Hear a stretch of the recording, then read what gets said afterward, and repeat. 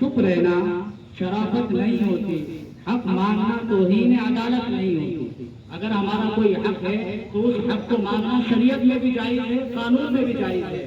ہر ظلم سے چپ رہنا شرافت نہیں ہوتی، حق مانگنا توہین عدالت نہیں ہوتی۔ کسی دل میں محبت کے مچلتے نہیں جذبے، کسی شخص کی چاہت کو ضرورت نہیں ہوتی۔ کہنے کو ہے غمخوار مگر رنج و علم میں، احباب کو توفیق رفاقت نہیں ہوتی۔ پیتے ہیں لہو خاک نشینوں کا ازل سے، ارباب سیاست کو خجالت نہیں ہوتی۔ تو یہاں یہ جو ہمارا جلسہ انعقاد کیا گیا تھا، یہ مختصر سی مجلس جوڑی گئی تھی، آپ سب لوگوں کے فائدے کے لیے جوڑی گئی تھی، اپنا مشورہ کرنا تھا۔ ہمارے اپادھیکش صاحب ڈاکٹر ناظم صاحب دن رات اس میں چل پھر کر کبھی ادھر کبھی ادھر، کبھی کسی شہر میں کبھی اسی شہر میں، اپنے بچوں کو چھوڑ کر، بیوی کو چھوڑ کر، یہاں تک کہ والد کو چھوڑ کر، چھوٹے بچوں کو چھوڑ کر کس لیے نکلتے ہیں؟ ہمارے بنکروں کی ان کے کام کے لیے نکلتے ہیں، اپنا کوئی ان کا نجی کام نہیں ہے، اور کراتے بھی ہیں۔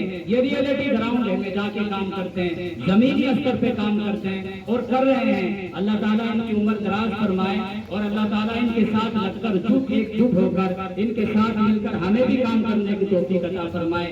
جب تک کوئی قوم ایک ساتھ نہیں جمع ہوگی، جب تک کوئی قوم ایک ساتھ اکٹھی جمع نہیں ہو سکتی، وہ قوم کبھی ترقی نہیں کر سکتی۔ آج تک کسی قوم نے اکیلے میں کوئی کام نہیں کیا ہے۔ اگر کوئی قوم ترقی یافتہ ہوئی ہے تو وہ جڑ کر ایک جٹ ہو کر ایک دوسرے کی سہایتا اور مدد کے ساتھ مل کر کامیاب ہوئی ہے۔ کیونکہ ان کے بعد کبیر بھائی کے بعد میرا نمبر تھا، میں اپنا نمبر ہی لے کے ایک مثال سناتا ہوں اور پھر اس کے بعد اپنی بات ختم کرتا ہوں۔ آگے پھر مجھے اور حضرات کو بھی دعوت دینی ہے۔ ایک مثال دیتا ہوں، آپ کے ہاتھ میں یہ پانی کی بوتل ہے، چھوڑو اس پانی کی بوتل کو ایک پتھر کا ڈلا سمجھے، سامنے ایک کبوتر بیٹھا ہوا ہے، کبوتر، اور میں یہ مٹی کا ڈھیلا، یہ پتھر کبوتر کو ماروں تو وہ کبوتر بھاگ جائے گا، کیونکہ کبوتر کمزور ہے اور مارنے والا طاقتور ہے تو وہ بھاگ جائے گا۔ یہی ڈھیلا میں کبوتر کو نہ مار کے شہد مدھو مکھی کے چھتے میں ماروں تو وہ چھتا نہیں بھاگے گا، مجھے بھاگنا پڑے گا، کیونکہ ان کے اندر ایکتا ہے، وہ ایک دم سے چمٹ پڑے گی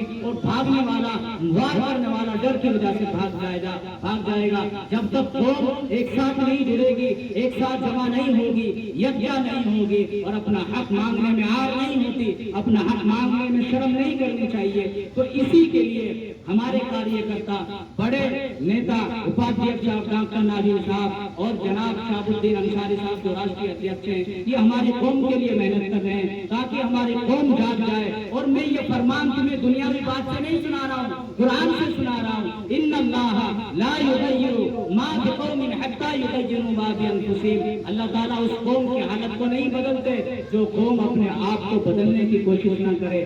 جڑنا بھی پڑے گا، ساتھ بھی رہنا پڑے گا، جان کی وجہ سے بھی، مال کی وجہ سے بھی، پیسوں کی وجہ سے بھی کسی حال میں ہمیں پیچھے نہیں ہٹنا ہے۔ تو اسی کے لیے اب میں